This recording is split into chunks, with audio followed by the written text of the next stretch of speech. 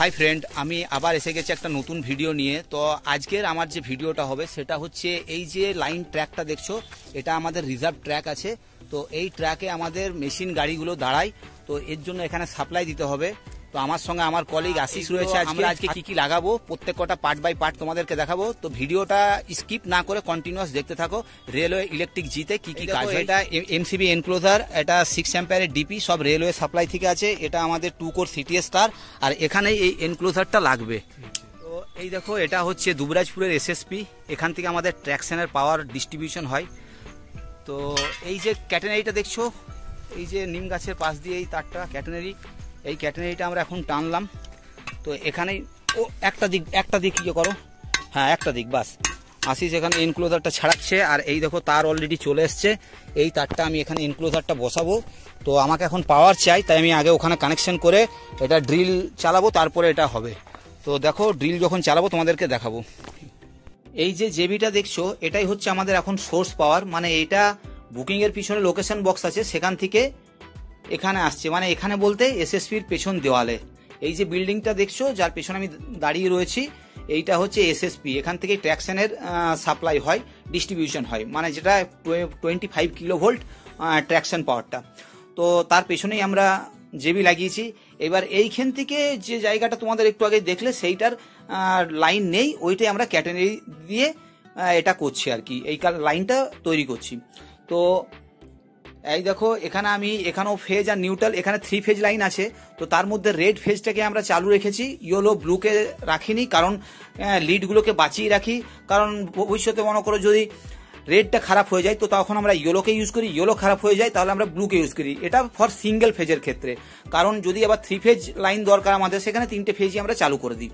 Motor ফোটর pump টাম থাকলে তাহলে তখন আমাদের 3 ফেজই চলে, বা কোনো পোস্ট লাইটগুলো রয়েছে সেগুলোও সব 3 ফেজ লাইনেই জ্বলে।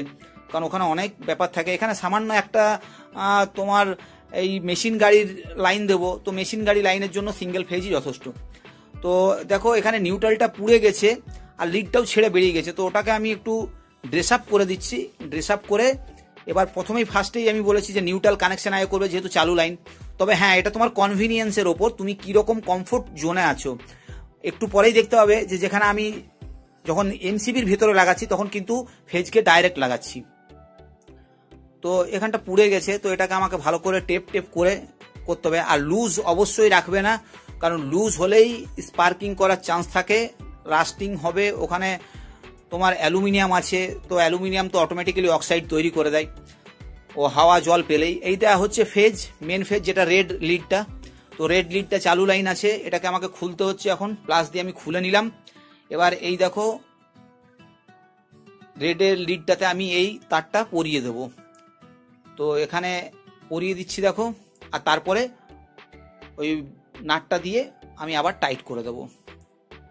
আর মাথায় রাখতে হবে নিউট্রালটা কিন্তু কোনো জায়গায় শর্ট না হয়, নিউট্রালটাও কোথাও যেন টাচ না লাগে। এখন ওটাকে বাইরে বার করে রেখেছি, নিউট্রালটাকেও একটু পরে ড্রেস আপ করে দেবো। এই দেখো নাট দিয়ে আমি এবার ওটাকে লাগিয়ে দিচ্ছি। আমাদের কাজের ফাঁকে 30 রাউন্ড চলে গেল। এটা সাঁইথিয়া থেকে অন্ডাল যাচ্ছে, ডাউন 10 রয়েছে। তো 30 রাউন্ড পাস করে যাচ্ছে। আমাদেরও কাজ প্রায় অর্ধেকের ওপর হয়ে গেছে। এখন আমরা এনক্লোজারটা বসাবার বাকি আছে। তো এই দেখো পিভিসি বুলেট, তার সঙ্গে ওয়াশার উইথ স্ক্রু, এগুলো আমি খুঁজছি। এখানে সবই জিনিস আনা আছে আমার। তো এগুলো নিয়ে যে ড্রিল করেছিলাম, সেই ড্রিল করার ফুটোটাতে পিভিসি বুলেট দেবো। বুলেট দিয়ে ওয়াশার দিয়ে স্ক্রু দিয়ে এনক্লোজারটাকে টাইট করব। তো চলো দেখতে থাকো কিভাবে করছি। প্রথমে আমি পিভিসি বুলেট হোলটাতে ঢুকিয়ে নিলাম। পিভিসি বুলেটগুলো হোলটাতে ঢুকিয়ে নেওয়ার পর এবার আমি যে স্ক্রু রয়েছে, সেই স্ক্রু ওয়াশার দিয়ে এই যে এনক্লোজারটা দেখছো, এই এনক্লোজারটাকে আমি ফিট করব। তো তোমরা দেখো কি করে। কেন ওয়াশার দিচ্ছি, কারণ হচ্ছে এর যে হোলটা, মানে এনক্লোজারের যে হোল আর আমাদের যে স্ক্রুগুলো রয়েছে 1 ইঞ্চি স্ক্রু, সেই 1 ইঞ্চি স্ক্রুর হোলগুলো অলমোস্ট সমান সমান হয়ে যায়। তার জন্য আমি এই ওয়াশার দিই। ওয়াশার দিলে এটা অনেক শক্তিশালী হয় এবং অনেকক্ষণ টেকে আর কি, এইটা সহজে ছেড়ে বেরিয়ে আসবে না। তো ওই জন্যই ওয়াশার দিয়ে দেওয়া হয়। ওয়াশার দিয়ে পেচকাস দিয়ে এবার আমি টাইট করে দিচ্ছি। তো এখানের আমি এনক্লোজারের ওপর দিকটার হোলটা করিনি, কারণ হচ্ছে যাতে না বৃষ্টির জলটা পায়, তাই ইনপুট আউটপুট দুটোই তলা থেকেই করব। এই দেখো এমসিবি লাগানো হয়ে গেল। তোমরা দেখতে পাচ্ছ যে আউটগোয়িংটাও আমি ওপর দিয়ে না নিয়ে সেই সাইড দিয়ে তলা দিয়েই বার করব, কারণ জল পড়বে না। তোমরাও যদি বাইরে কোথাও এইরকম এনক্লোজার লাগাও তো এই বুদ্ধিটা, এই ট্রিক্সটা লাগাতে পারো। এই দেখো আউটগোয়িংও নিচ থেকেই বেরোচ্ছে, অ্যাকচুয়ালি আউটগোয়িংটা ওপর থেকে বেরোতো, তো সেটা আমি করিনি। আবার এখান থেকে মেন লাইনটা যেটা অলরেডি চালু লাইন আছে, ওই চালু লাইনটা এদিক থেকেই দেব। তো আমাদের চালু লাইন এক্ষুনি একটা টেপ মেরে দিচ্ছি, কারণ হচ্ছে এটা অন করে কেউ যদি না ধরে, তার জন্য টেপ ফর সেফটির জন্য আমরা টেপ মেরে রাখি। আর এই পাশে যে কালো তারটা একটু আগেই দেখলে, ওটাই আমাদের মেন ইনকামিং। ওটা একটু এখনই ছুলবো, ছুলে পরে ওটা এখানে ইনকামিং এর এমসিবিতে ঢুকিয়ে দেবো। বলতে বলতে আমার টেপ কমপ্লিট হয়ে গেল। লিড দুটোতেই টেপ দিয়ে দিয়েছি। এটা এই লাইনটা চালু লাইন আছে, তো এটাকেও এখন আমি আস্তে আস্তে ঢুকিয়ে নেব। নিজের প্রয়োজন মতো যন্ত্র দিয়ে সেটাকে সুবিধা মতন, আমার কাজের সুবিধা মতন করে নিচ্ছি, কারণ যে মুখগুলো থাকে সেগুলো অনেক সময় একটু বেরিয়ে থাকে বা টেরা বেঁকা হয়ে যায়, তো সেগুলো যাতে না হয়। আর ঢোকানোর সময় এমসিবি এনক্লোজারটাও যেহেতু লোহার আছে, তো শর্ট সার্কিট হওয়ার ভয় থাকে, তাই সেই জন্য প্রিকশন নিয়েই এগুলো করতে হয়।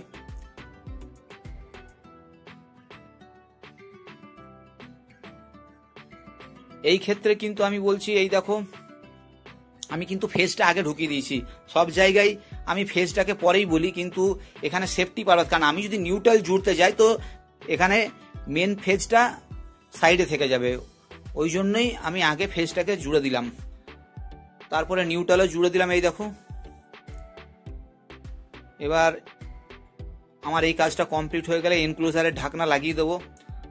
তো বন্ধুরা, আমার ভিডিওটা তোমরা অনেকেই দেখো, আমি দেখি ইউটিউব অ্যালগরিদম বলছে অনেকেই দেখো, কিন্তু সাবস্ক্রাইব করো না। তো প্লিজ ভিডিওটার থেকে যদি কিছু শিখতে পাও অবশ্যই লাইক শেয়ার কমেন্ট করবে, আর বন্ধুদের সঙ্গে শেয়ার অবশ্যই করো, আর প্লিজ সাবস্ক্রাইব করো, কারণ তোমাদের সাবস্ক্রাইব দেখলে আমি মোটিভেশন পাই আরও এইরকম ভিডিও বানাতে। তো ফাইনালি আমার কাজ এখানে কমপ্লিট হয়ে গেল। আর তোমাদেরকে আরেকবার বলি, ভিডিওটা আমার দেখার জন্য তোমাদেরকে ধন্যবাদ।